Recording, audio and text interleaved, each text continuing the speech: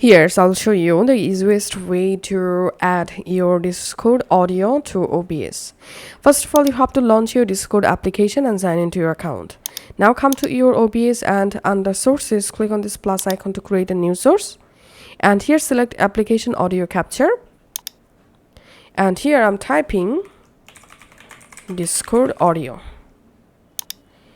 And now click on this window drop down, and in this list you have to select Discord and then click on OK. And we can see I've successfully added my Discord audio. Now using this audio level, you can adjust your Discord audio according to your needs. And I'm just mute this desktop audio.